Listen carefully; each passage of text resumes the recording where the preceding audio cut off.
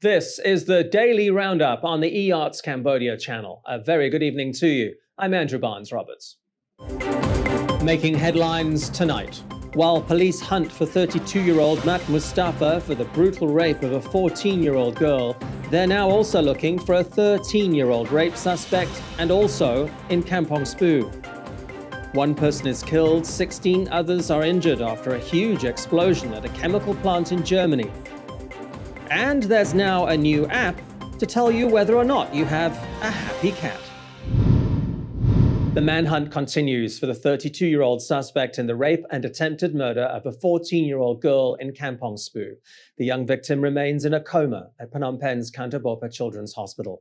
While the search goes on for her attacker, the Cambodia National Council for Children is investigating another shocking rape case also in Kampong Speu. This time, it's an 8-year-old girl who was apparently raped several times by her 13-year-old neighbor.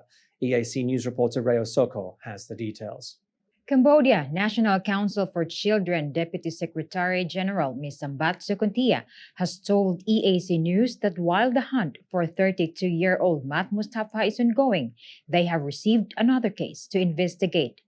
Also in Kampong Speu, where an 8-year-old girl has been repeatedly raped by her 13-year-old neighbor. She says the girl's mother became worried when her daughter started asking her some strange questions. It was when she asked her what was bothering her that the girl told her the shocking story. She says her 13-year-old neighbor had raped her several times over the previous 2 weeks. The boy has since gone missing. The CNCC, Police, and Child Protection Unit have now launched a manhunt for him. Given his age, we cannot release his name. Rhea Soko, EAC News. The Embassy of India in Phnom Penh has requested that samples of imported buffalo meat be retested. It says the containers in question all tested negative for COVID-19 3 months ago before being shipped to Cambodia. The Ministry of Health announced yesterday that COVID-19 had been found in 3 containers of frozen buffalo meat and that the food was to be destroyed. The positive test results were confirmed by the Institut Pasteur, but the Indian Embassy says it wants the retesting done by what it calls an advanced lab in Singapore. It says the costs of those new tests will be covered by the exporters and importers. It simply doesn't believe that the containers or packaging contained COVID-19, saying there is no scientific proof that the virus can survive for 3 months on food or food packaging, but it is important to note that the food and packaging in question were frozen. The Indian Embassy says if the containers cannot be retested, then they should be returned to India.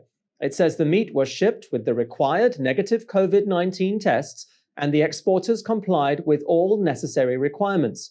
It says the conflicting test results are a matter of serious concern and are, quote, damaging to bilateral commercial relations and business reputation and sentiments between India and Cambodia.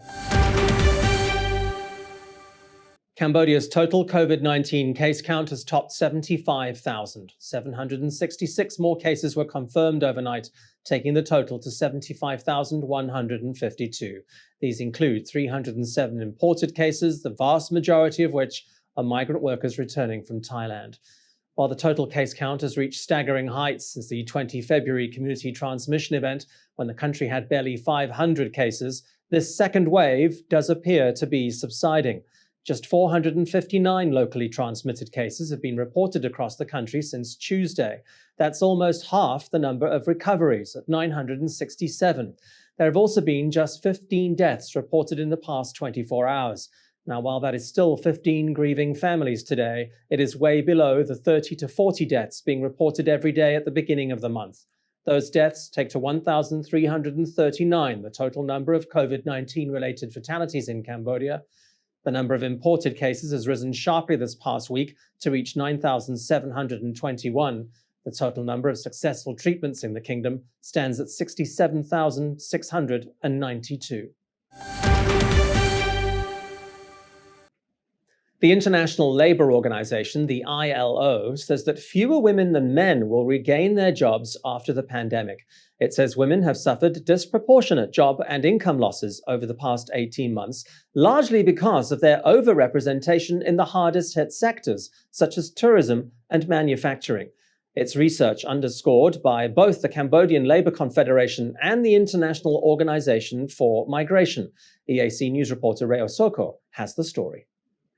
The International Labour Organization says there will be 13 million fewer women in employment in 2021 compared to 2019. It says that even though the 2021 projected job growth for women exceeds that of men, it will still be insufficient to bring women back to pre-pandemic employment levels.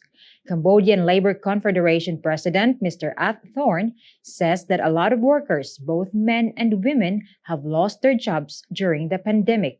But he thus believes that more women are affected because they represent the majority in the manufacturing sector.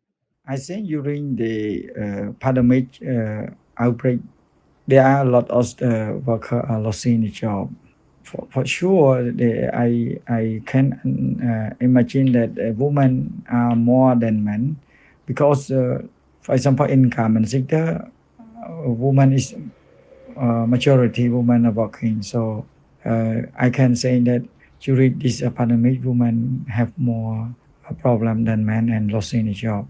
But it's compared with other sector, men and also losing. So in general, I can say that the job loss is together, but the woman is more. The ILO research says that in the Asia-Pacific region, the pandemic has seen women's employment drop by 3.8% compared to 2.9% for men. It also says that during COVID-19, women fared considerably better in countries that took measures to prevent them from losing their jobs, like Cambodia, and allowed them to re-enter employment as quickly as possible. Cambodia's International Organization for Migration Chief of Mission, Ms. Christine Parco, told EAC News that during the pandemic, a lot of migrant workers have returned home without knowing how are they going to survive. Since Thailand began to curb COVID-19 by reducing its economic activities and closed its borders in March last year, more than 215,000 Cambodian migrants have crossed the border from Thailand to Cambodia. During their migratory journey, the migrants and their families, which consist about 53% of women, returned to Cambodia through both official and unofficial point of entry. Their return to Cambodia with no jobs means their family and their host communities can easily slide back to poverty. As demonstrated in the UN joint assessment that was conducted last year, nearly 30% of migrant households have no income at all, and nearly 60% of migrants have no source of earnings in Cambodia. Women migrant workers are more likely than men to have no money.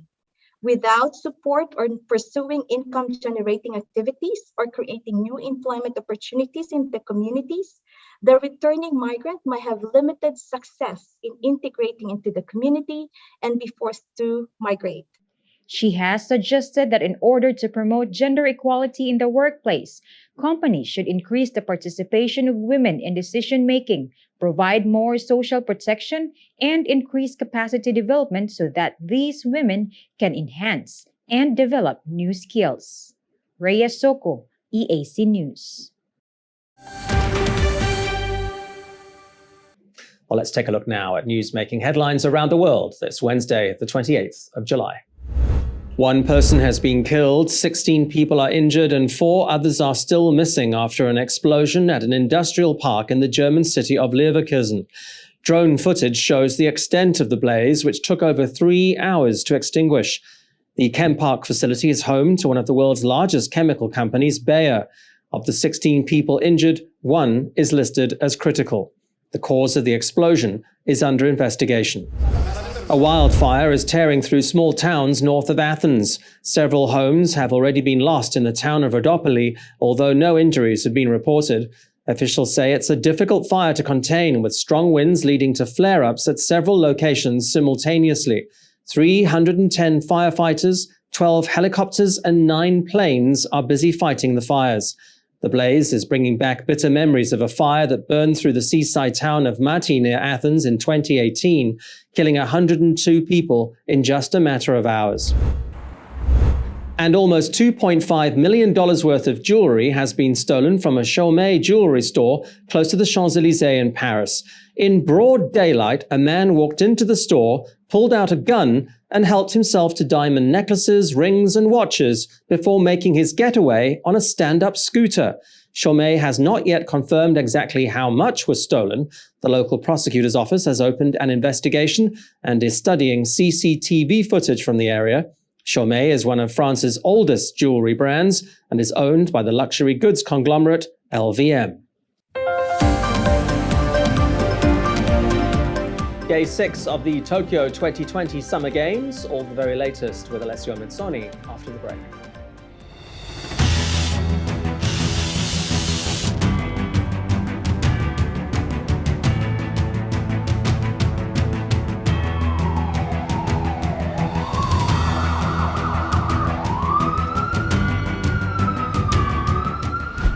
EAC News fully supports the Royal Government of Cambodia's preventative and administrative measures against COVID-19.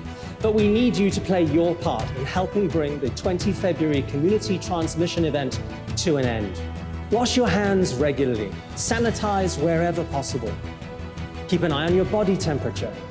Use the Stop COVID QR code and maintain a safe social distance. But above all, please, please, please, wear a mask. Only together can we beat COVID-19.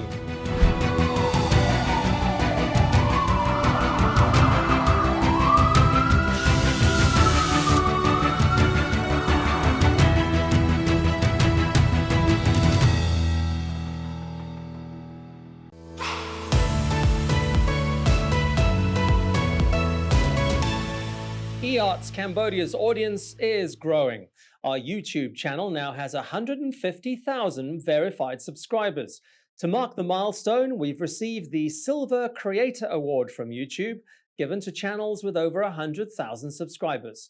YouTube CEO Susan Wojcicki says the award celebrates EART's Cambodia's hard work and incredible achievement. She says not only has EART's Cambodia brought a unique voice and style to the world, but has also created valuable connections and built a community along the way.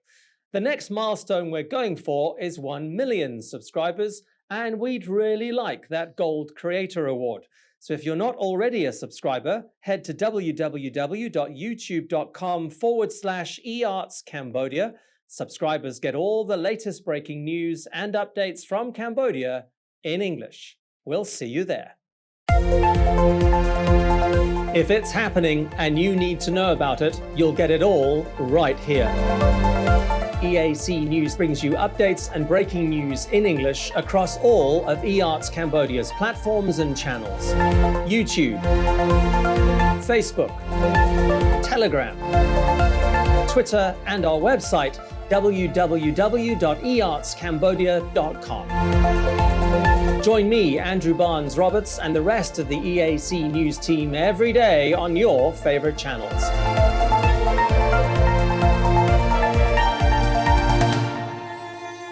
EAC News, Cambodia made clear.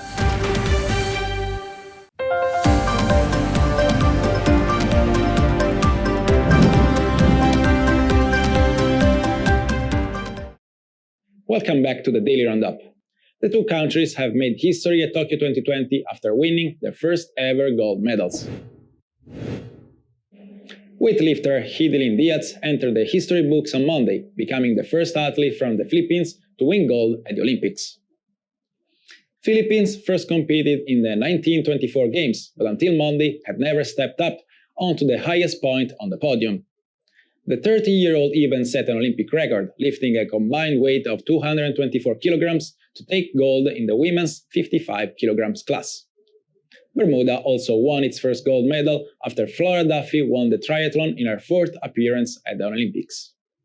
Bermuda is now the smallest nation or territory to win an Olympic gold medal at the Summer Games, having a population of just 63,000. The medals table has seen a big change, with host nation Japan taking the lead with 11 golds and 20 medals in total. The Japanese team seized first places in the men's judo and women's softball. China and the US complete the medal table podium for now. In the meantime, some events are having to be rescheduled, with storm battering Japan's east coast remaining a threat to the Tokyo Olympics. Several events have been moved to Thursday, but the storm is expected to spare Tokyo the worst of it, as it heads northwest away from the capital. Electric cars are becoming increasingly common around the world, and Tesla is leading the industry transition. The world's most valuable car maker released its quarterly earnings on Monday, beating Wall Street expectations on the back of record deliveries, despite the impact from a prolonged global shortage of raw materials. Despite that, Tesla was able to post record deliveries during the second quarter of 2021, although it relied heavily on the sales of its cheaper models. The car maker, led by billionaire entrepreneur Elon Musk, said revenue rose to $11.96 billion from $6 billion a year earlier. But while more and more car companies like Volvo and Volkswagen are slowly shifting towards electric vehicles, there are still doubts as to whether these are really greener than regular gas-fueled cars. A Reuters analysis of data from one model suggests that you have to drive for about 20,000 kilometers before your electric car is actually beneficial for the environment. What is certain is that times are changing and innovation is coming. And although the company hasn't registered in the kingdom yet, we can't wait to see the first Tesla showroom in Cambodia. Stay with us now for tomorrow's weather.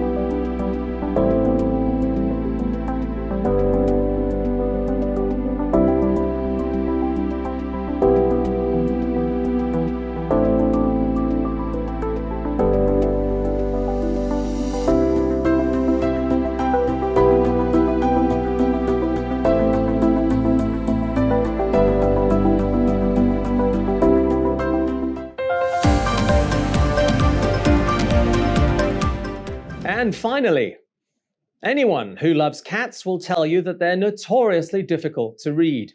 Even the experienced cat owner won't always know exactly how their pet is feeling. But a new app using artificial intelligence is changing all of that. Either you love them or you don't. And those who don't will always say that they just never know what a cat is really thinking.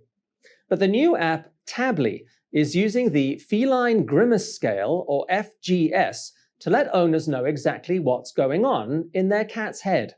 FGS is a scientific pain assessment tool for cats that studies their ear position, eye movement, muzzle tension, whisker change, as well as their head position.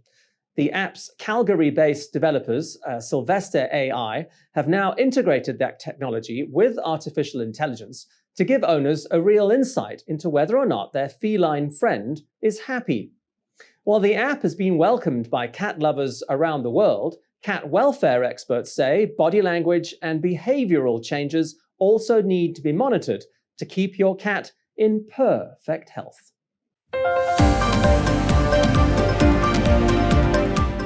Thank you for watching the Daily Roundup here on the eArts Cambodia channel. More breaking news and updates from our website. Head to www.e-artscambodia.com.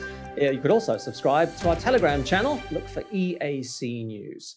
More from the EAC News team tomorrow night at 8. I'll see you then.